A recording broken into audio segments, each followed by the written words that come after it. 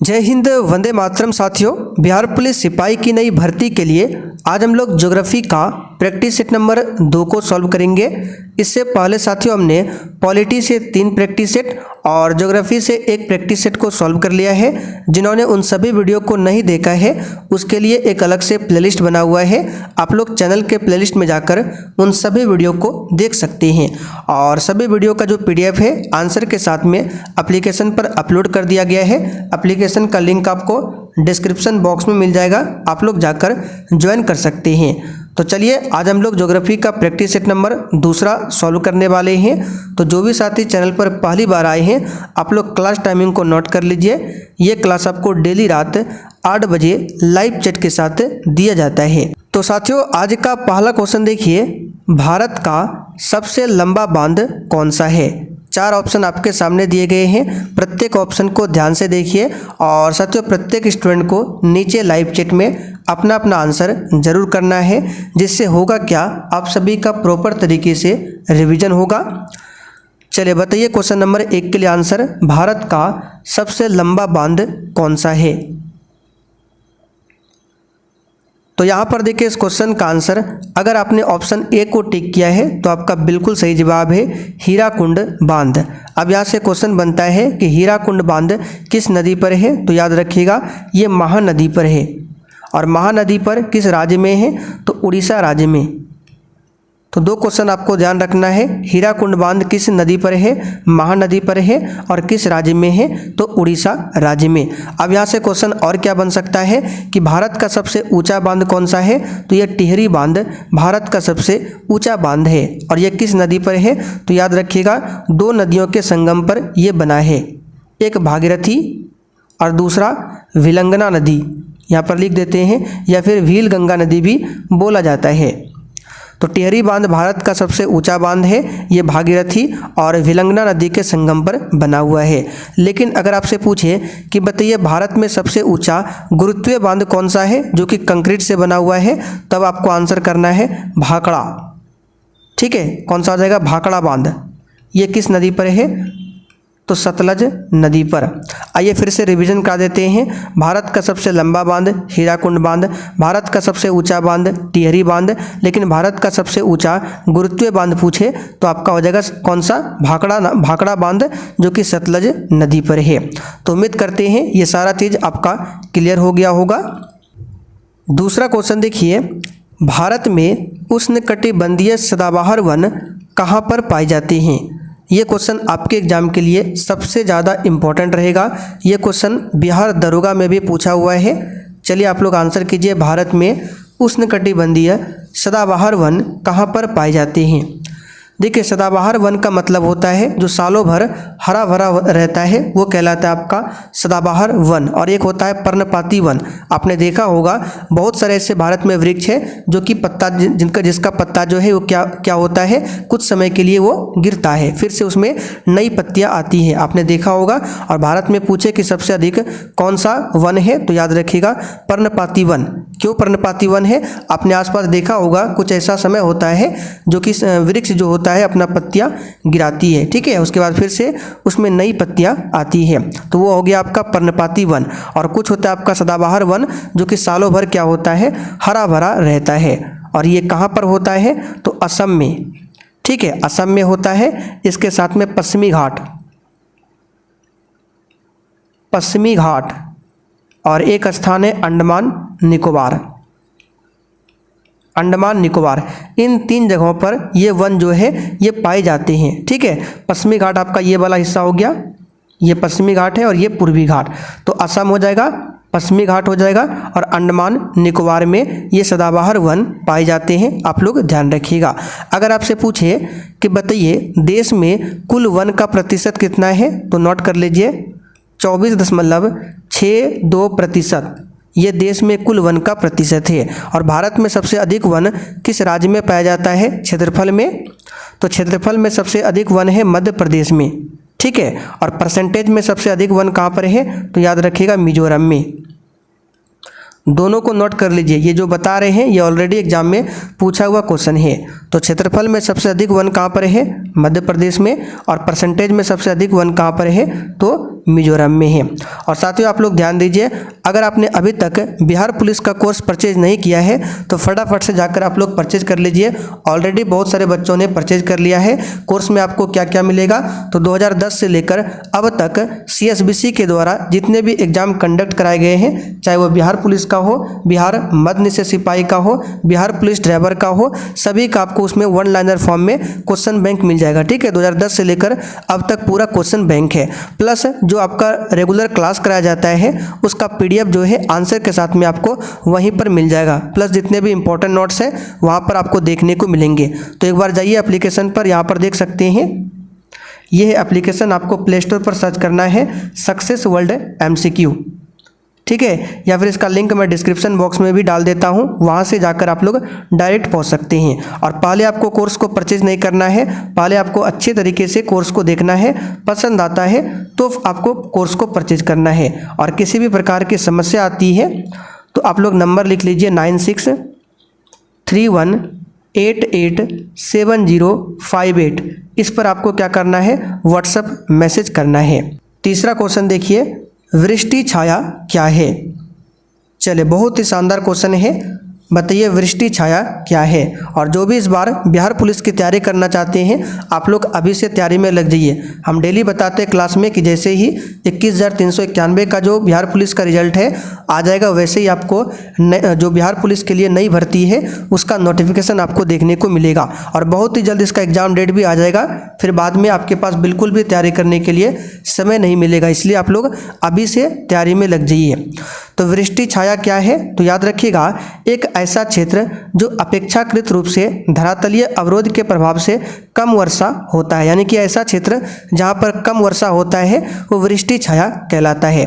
जैसे कि मान लीजिए ये पर्वत है, ये पर्वत है, तो यहाँ पर मान लीजिए कुछ इस प्रकार से बादल आ रहा है, तो पर्वत क्या करता है? बादलों को रोक देता है। और जहाँ पर बादल को पर्वत रोकता है वहीं पर क्या करता है? बारिश करा देता है बादल, ठीक है। और इस साइड जो है आपका क्या होता है? बारिश नहीं हो पाता है। क्यों नहीं हो पाता है? क्योंकि बीच में कौन आता है? पर्वत। और पर्वत क्या करता है? बादल को इस पर आने से रोकता है, जिस कारण इस पार क्या होता है? वृष्टि छाया होता है, यानी सूखा होता है, उसी को बोला जाता है वृष्टि छाया। तो एक ऐसा क्षेत्र जो अपेक्षाकृत रूप से धरातलीय अवरोध के प्रभाव से कम वर्षा वाला क्षेत्र है वो आपका कहलाता है वृष्टि छाया, ठीक है।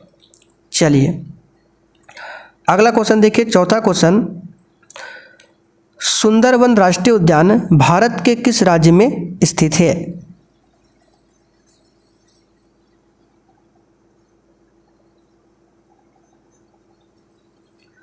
तो साथियों सुंदरवन राष्ट्रीय उद्यान जो है ये भारत के किस राज्य में स्थित है? इस क्वेश्चन का आंसर आपका हो जाएगा पश्चिम बंगाल में। और सुंदरवन राष्ट्रीय उद्यान नाम क्यों पड़ा है? क्योंकि यहाँ पर पाया जाता है सुंदरी वृक्ष, सुंदरवन में पाया जाता है सुंदरी वृक्ष, इसी के कारण इसका नाम पड़ा है सुंदरवन राष्ट्रीय उद्यान। और ये कहाँ पर है? तो पश्चिम बंगाल में है, इस बात को ध्यान रखिएगा। पश्चिम बंगाल में एक नेशनल पार्क है, याद रखिएगा, पूछा जाता है Buxa national park, Buxa national park, ये कहाँ पर है? तो पश्चिम बंगाल में स्थित है। अगला क्वेश्चन देखते हैं, 5 नंबर क्वेश्चन देखिए, निम्नलिखित में से किस स्थान पर भारत में सर्वाधिक वर्षा दर्ज की गई है? इस क्वेश्चन को हमने कल भी आपको बताया था, सिंपल सा आंसर है मासिनराम मेघालय में, ठीक है। कहाँ पर हो जाएगा? मासिनराम मेघालय में। अगला क्वेश्चन देखिए 6 नंबर, भारत में प्रथम रेलगाड़ी मुंबई से डैश के मध्य चलाई गई थी? आंसर है थाने। भारत में प्रथम रेलगाड़ी जो है बम्बई से थाने के बीच में चलाई गई थी। कितना किलोमीटर चला था? तो 34 किलोमीटर तक चला था। और कब चलाया गया था पहली बार? तो 16 अप्रैल, पूरा डेट याद रखिएगा, 16 अप्रैल 1853 को चलाया गया था। उस समय कौन था भारत का? तो याद रखिएगा लॉर्ड डलहौजी, ठीक है। भारत का गवर्नर जनरल कौन था? लॉर्ड डलहौजी। डलहौजी का जो कार्यकाल रहा था 1848 से लेकर 1856 तक। उसके बाद 56 से आगे लॉर्ड कैनिंग का कार्यकाल होता है, जिसके समय में 1857 की क्रांति होती है। तो इसका आंसर हो जाएगा डी ऑप्शन थाने। 7 नंबर देखिए, मृदा अपरदन को रोका जा सकता है। बहुत ही शानदार क्वेश्चन है, एक भी क्वेश्चन फालतू नहीं है और आप लोग डेली क्लास को अटेंड कीजिए। तो मृदा अपरदन को कैसे रोका जा सकता है? वृक्ष को रोपकर। आंसर क्या हो जाएगा? ए ऑप्शन वृक्षारोपण द्वारा। ठीक है, पहला वाला ऑप्शन जिसने भी दिया है आपका बिल्कुल सही आंसर है, वृक्षारोपण द्वारा। आगे देखिए, भारत में सर्वाधिक क्षेत्र में फैले हुए वन कौन से हैं? अभी हमने थोड़ी देर पहले आपको बताया था, याद कीजिए।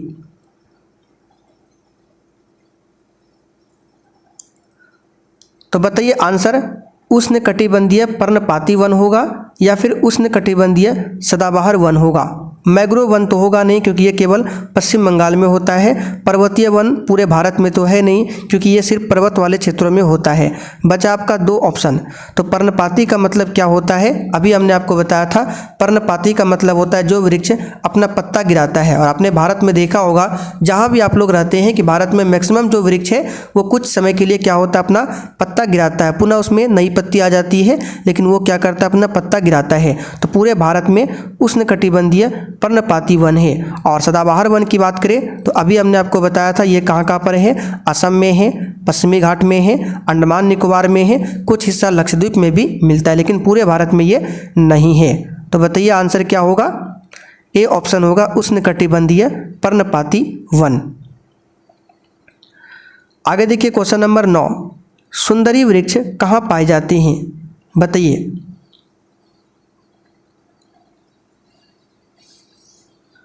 चलिए बताइए क्वेश्चन 9 के लिए आंसर, और सभी क्वेश्चंस का जो कंसेप्ट है वो क्लियर करके चलिए। सुंदरी वृक्ष तो कहाँ पर होगा? मैग्रोव वन में। ठीक है, मैग्रोव वन में पाया जाता है सुंदरी वृक्ष। ये बी ऑप्शन आपका बिल्कुल सही आंसर है। आगे देखिए, भारत में लौटते मानसून की ऋतु की अवधि क्या है? अच्छा, सबसे पहले आपको पता होना चाहिए कि भारत में जो मानसून प्रवेश करती है वो कहाँ से होकर प्रवेश करती है। तो जैसे कि भारत का नीचे साइड का मैप है, तो भारत में सबसे पहले मानसून जो है यहाँ केरल राज्य में प्रवेश करता है। कहाँ पर? केरल राज्य में इस तरह से प्रवेश करता है। और ये जून में, कब? तो याद रखिएगा, जून के प्रारंभ में, लगभग 5 जून, इसका 5 जून लगभग जून के प्रारंभ में भारत में मानसून प्रवेश करता है। ठीक है, लेकिन लौटते मानसून की ऋतु पूछा गया है, तो ये हो जाएगा अक्टूबर नवंबर। क्या हो जाएगा? अक्टूबर नवंबर। तो डी वाला ऑप्शन आपका सही जवाब है। जाड़े के दिनों में वर्षा होती है इस मानसून से, लौटते हुए मानसून से। तो आंसर हमारा क्या होगा? अक्टूबर नवंबर। अच्छा, अगर आपसे पूछे कि बताइए भारत में सबसे अधिक वर्षा किस मानसून से होती है, तो याद रखिएगा दक्षिण पश्चिम मानसून। इस मानसून से भारत में सबसे अधिक वर्षा होती है। अगला क्वेश्चन देखते हैं, कर्नाटक में होने वाली ग्रीष्म ऋतु की वर्षा को क्या कहते हैं? ये क्वेश्चन आपको प्रीवियस ईयर यानी क्वेश्चन बैंक में भी मिल जाएगा, जो हमने एप्लीकेशन पर डाला है। इसका आंसर हो जाएगा आपका ऑप्शन ए, आम्र वर्षा। आम्र वर्षा केरल में भी होता है, ध्यान रखिएगा। चाय वर्षा असम में होता है, और काल बैसाखी ये पश्चिम बंगाल में। भूगोल में क्रमबद्ध उपागम किसके द्वारा प्रवर्तित किया गया? आंसर है अलेक्जेंडर वान हम्बोल्ट। और कल हमने आपको बताया था भूगोल का जनक कौन है, तो जिसने क्लास किया है आप लोग बताइए तो भूगोल का जनक कौन है। आगे देखिए, भूगोल शब्द का सर्वप्रथम प्रतिपादन किसने किया था? तो जो क्वेश्चन अभी हमने पूछा वही है इरेटोस्थनीज। ठीक है, यहाँ पर बी ऑप्शन आपका सही होगा। आगे देखिए, निम्नलिखित में से पृथ्वी की पेरिडोटाइट परत कौन सी है? देखिए, पृथ्वी की बात करें तो 3 परतों में बटा है, आप सभी जानते हैं।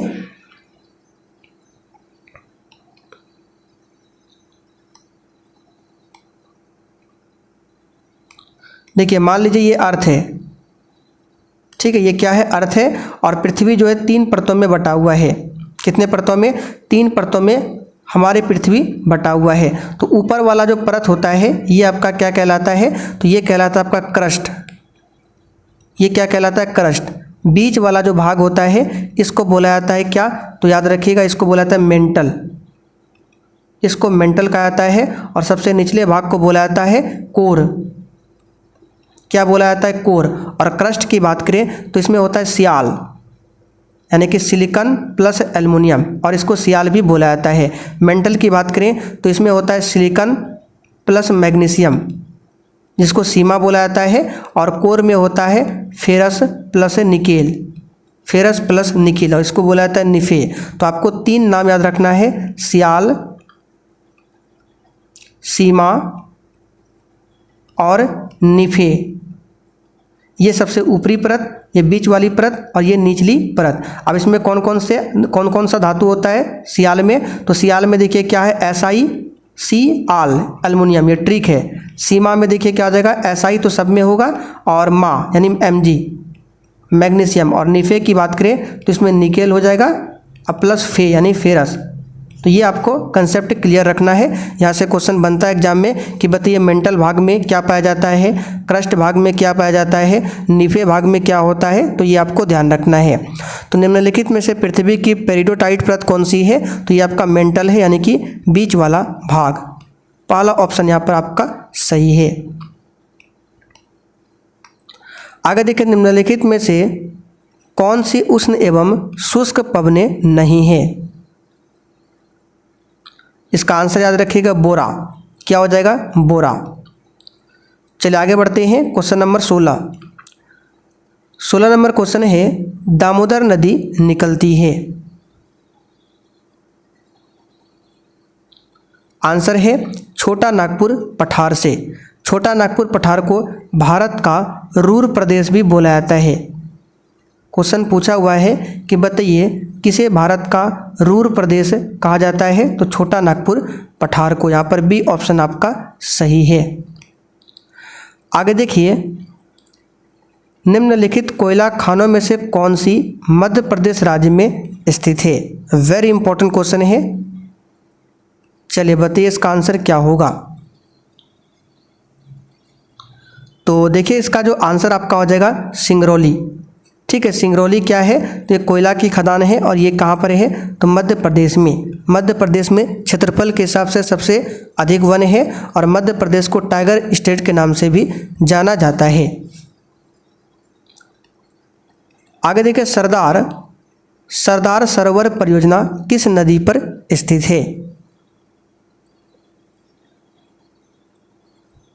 आंसर है नर्मदा नदी पर। नर्मदा नदी गुजरात में है सरदार सरोवर परियोजना, इस बात को ध्यान रखिएगा।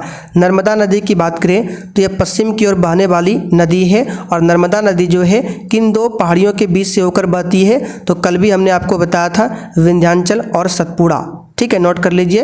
नर्मदा नदी जो है विंध्याचल और सतपुड़ा पर्वत श्रेणियों के बीच से होकर बहती है। और नर्मदा नदी कहाँ से निकलती है, तो मध्य प्रदेश के अमरकंटक के पहाड़ से निकलती है नर्मदा नदी, और इसी अमरकंटक के उत्तर साइड से निकलता है सोन नदी, जो कि आगे चलकर यहाँ पटना में, बिहार के पटना में गंगा में आकर मिल जाती है सोन नदी, और पश्चिम साइड से नर्मदा नदी निकलती है।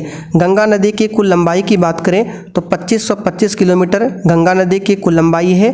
गंगा नदी की सबसे बड़ी सहायक नदी पूछे तो यमुना नदी, इस बात को ध्यान रखिएगा। अच्छा, यमुना नदी गंगा में आकर जो मिलती है किस स्थान पर मिलती है, तो प्रयागराज में। इसे आप लोग ध्यान रखिएगा कि यमुना नदी गंगा में जिस स्थान पर आकर मिलती है वह कौन सा स्थान है, तो प्रयागराज। नदियों एवं पर्वतों को क्या कह सकते हैं।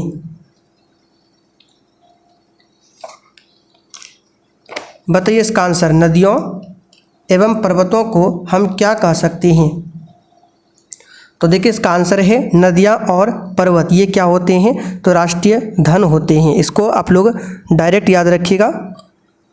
चलिए आगे बढ़ते हैं, क्वेश्चन नंबर 20। वायुमंडल की कौन सा परत का उपयोग दूर संचार के लिए किया जाता है। चलिए बताइए फटाफट से आंसर इसका क्या होगा। तो वायुमंडल में आप सभी जानते हैं 5 परतें हैं, जैसे कि आपका पृथ्वी हो गया तो इसके ऊपर 5 परत है। पहली परत का नाम है क्षोभ मंडल, उसके ऊपर आपका आता है कौन सा, समताप मंडल, उसके ऊपर आता है मध्य मंडल, उसके ऊपर कौन सा आता है तो ताप मंडल, और सबसे आखिरी में आता है बहिर्मंडल। ठीक है, तो क्षोभ मंडल में सबसे निचली जो मंडल है इसमें मौसम संबंधी सारी घटनाएं घटित होती है, जैसे बारिश का आना, तूफान आना, बादल का गरजना, ये सभी क्षोभ मंडल में घटित होती है। और क्षोभ मंडल की ऊंचाई पूछा जाता है, ये लगभग 13 से लेकर 26 किलोमीटर के बीच में होता है क्षोभ मंडल की ऊंचाई। उसके ऊपर आता है समताप मंडल, जिसमें क्या होता है ओजोन लेयर पाया जाता है। और हवाई जहाज जो उड़ते हैं इसी समताप मंडल में, ठीक है, हवाई जहाज जो उड़ते हैं इसी समताप मंडल में उड़ते हैं। तो दूर संचार जो होता है ये आपका होता है किसमें, आयन मंडल में। सी वाला ऑप्शन आपका सही जवाब है, आयन मंडल में। आगे देखिए, निम्न में से किस राज्य या फिर केंद्र शासित प्रदेश में भारत की गुज्जर एवं बकरवाल जनजातियां निवास करती है। देखिए आपकी जानकारी के लिए बता दें, बिहार पुलिस का एग्जाम हो या फिर दरोगा का एग्जाम हो, ज्योग्राफी से हार्ड क्वेश्चन नहीं पूछा जाता है। ठीक है, इससे हार्ड क्वेश्चन नहीं बनता है। बाकी पॉलिटी हो गया, हिस्ट्री हो गया, वहाँ से हार्ड बन सकता है, लेकिन ज्योग्राफी से ज़्यादा हार्ड क्वेश्चन नहीं बनता है। तो यहाँ पर देखिए इस क्वेश्चन का आंसर क्या होगा, बकरवाल एवं गुज्जर जनजातियाँ ये जम्मू कश्मीर में निवास करती है। और जम्मू कश्मीर भारत का क्या है, केंद्र शासित प्रदेश है। अच्छा, गद्दी जनजाति पूछे, ये कहाँ पर है तो हिमाचल प्रदेश में। आप लोग भी नोट कर लीजिए, कुछ इंपॉर्टेंट बता देते हैं जनजातियों के नाम जो कि एग्जाम में बनता है। भूटिया जनजाति सिक्किम में हो जाएगा, और यहाँ से टोडा जनजाति ये हो जाएगा आपका तमिलनाडु क्षेत्र। तमिलनाडु क्षेत्र यानी नीलगिरी पहाड़ी क्षेत्र जो है वहाँ पर टोडा जनजाति पाई जाती है। अच्छा, भारत की सबसे बड़ी जनजाति कौन सी है तो भील जनजाति भारत की सबसे बड़ी है, और दूसरी सबसे बड़ी जनजाति पूछे तो गोंड है। तो ये सब आप लोग नोट करेंगे। बिहार के किस जिले में नागी बांध स्थित है। चलिए, आजकल देखा जा रहा है जितने भी बिहार से रिलेटेड एग्जाम होते हैं, बिहार से संबंधित बहुत सारे क्वेश्चन एग्जाम में पूछा जा रहा है। इस बार भी बिहार पुलिस में पूछा गया था। तो नागी बांध जो है ये आपका जमुई में है। कहाँ पर है, जमुई में। और नागी बांध जो है अभी हाल ही में ये बिहार का दूसरा रामसर स्थल बना है। अच्छा, बिहार का पहला रामसर स्थल कौन सा है तो कांवर झील। नोट कर लीजिए, वेरी इंपॉर्टेंट है। ये प्रश्न कई बार एग्जाम में बना है कि बिहार का पहला रामसर स्थल कौन सा है तो कांवर झील, और ये कहाँ पर है तो बेगूसराय में। कांवर झील कहाँ पर है, बेगूसराय में। और नागी बांध जमुई में है, और ये बिहार का पहला रामसर स्थल है, ध्यान रखिएगा। आगे बढ़ते क्वेश्चन नंबर 23 नंबर क्या है,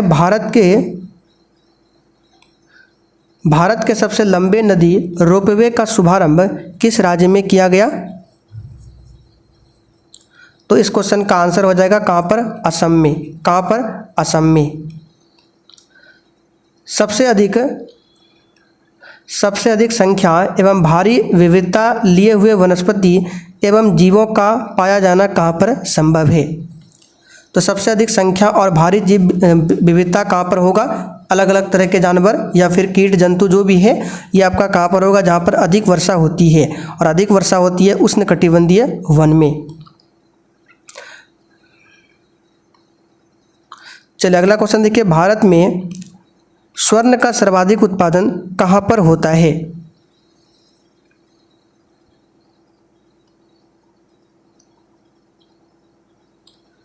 तो भारत में स्वर्ण का सबसे अधिक उत्पादन होता है कहाँ पर, कर्नाटक। कोलार खान आपने सुना होगा, कर्नाटक में, इस बात को ध्यान रखिएगा। अच्छा, बिहार में सोना कहाँ पर मिला है, क्वेश्चन बन सकता है। अभी हाल ही में मिला है तो जमुई में। कहाँ पर मिला है तो जमुई में मिला है। क्षोभ मंडल की ऊंचाई कितनी होती है, अभी हमने थोड़ी देर पहले आपको बताया था। तो क्षोभ मंडल की ऊंचाई 13 से लेकर कितना तक तो 13 से लेकर 26 किलोमीटर तक होता है। तो ऑप्शन में तो कहीं नहीं दिया है, तो इसका आंसर क्या हो जाएगा, डी ऑप्शन, इनमें से कोई नहीं। गन्ना का सर्वाधिक उत्पादक देश कौन सा है। अब देखिए इसका डाटा जो है वो बदलते रहता है। अभी वर्तमान की बात करें तो गन्ना सबसे अधिक भारत में होता है, पहले ब्राज़ील में था लेकिन अभी कहाँ पर है, भारत में। फिर से बदल सकता है, तो ये ऊपर नीचे होते रहता है, तो वो डाटा के अकॉर्डिंग देखना पड़ता है। लेकिन अभी जो बता रहे हैं, अभी गन्ना का सबसे अधिक उत्पादक देश है भारत, ठीक है, और ब्राज़ील दूसरे नंबर पर आता है। वही भारत में सबसे अधिक गन्ना का उत्पादन किस राज्य में होता है, तो याद रखिएगा उत्तर प्रदेश में। कहाँ पर होता है, तो उत्तर प्रदेश में होता है। चाय का सर्वाधिक उत्पादक देश कौन सा है, आंसर है चाइना। आगे देखिए पोखरण क्या है, तो पोखरण में जो परमाणु परीक्षण हुआ था आप सभी जानते हैं, पहला परमाणु परीक्षण 1974 में हुआ था और दूसरा परमाणु परीक्षण 1998 में हुआ था। कहाँ पर हुआ था, तो राजस्थान के पोखरण में। और पोखरण क्या है, तो राजस्थान का एक नगर है। 8 ग्रहों में बुध सूर्य से कौन से स्थान पर आता है, चलिए बताइए इसका आंसर क्या होगा। तो मान लीजिए ये आपका सूर्य है, तो सूर्य से सबसे नज़दीक बुध आता है, फिर शुक्र है, पृथ्वी है, मंगल, बृहस्पति, शनि, अरुण, वरुण, इस प्रकार से ग्रह का क्या है, क्रम है, ठीक है। और 1 2 3 4 ये 4 आपका आंतरिक ग्रह कहलाते हैं और ये 4 आपका बाह्य ग्रह कहलाते हैं। तो आंतरिक ग्रह में कौन कौन सा आएगा, बुध, शुक्र, पृथ्वी, मंगल, और बाह्य ग्रह में बृहस्पति, शनि, अरुण, वरुण। बृहस्पति ग्रह सौरमंडल का सबसे बड़ा ग्रह है, शनि ग्रह सौरमंडल का दूसरा सबसे बड़ा ग्रह है, सबसे छोटा ग्रह बुध ग्रह है, आप लोग नोट करते चलिए। सबसे छोटा ग्रह बुध ग्रह है, शुक्र ग्रह सौरमंडल का सबसे गर्म ग्रह है और ये सबसे चमकीला ग्रह है शुक्र ग्रह, ठीक है। मंगल ग्रह को लाल ग्रह बोला जाता है और ये आपका पृथ्वी है। तो दूरी के क्रम में पृथ्वी जो है सूर्य से तीसरे स्थान पर आता है, ठीक है, तीसरे स्थान पर आता है सूर्य से दूरी के क्रम में। तो बुध, शुक्र, पृथ्वी, तो सबसे छोटा पूछा गया है तो बुध होगा और ये पहले स्थान पर आता है, ध्यान रखिएगा। अब यहाँ से आपको कुछ इंपॉर्टेंट प्रश्न को बताते हैं, आप लोग नोट कर लीजिए। भारत में सबसे अधिक वन पूछे किस प्रकार का है, तो उष्णकटिबंधीय पर्णपाती वन। लेकिन पूछे बिहार में सबसे अधिक वन कहाँ पर होता है, तो कैमूर में। नोट कर लीजिएगा, कैमूर एक डिस्ट्रिक्ट है जहाँ पर क्या है, सबसे अधिक वन है, ठीक है। अच्छा, बिहार में सबसे अधिक वर्षा कहाँ पर होता है, तो याद रखें किशनगंज। क्वेश्चन बन सकता है किशनगंज, यहाँ पर सबसे अधिक चाय की भी खेती होती है किशनगंज में, और सबसे अधिक वर्षा भी कहाँ पर होती है, तो किशनगंज में। इस बात को आप लोग ध्यान रखेंगे। तो किशनगंज जो है बिहार का सबसे पूर्वी जिला है और यहाँ पर चाय की खेती सबसे अधिक और सबसे अधिक वर्षा होती है, ठीक है। तो चलिए आज आपका प्रैक्टिस सेट यहीं पर कंप्लीट होता है। आप लोग बताइए 30 क्वेश्चन में आपने आज कितने क्वेश्चन सही किए हैं।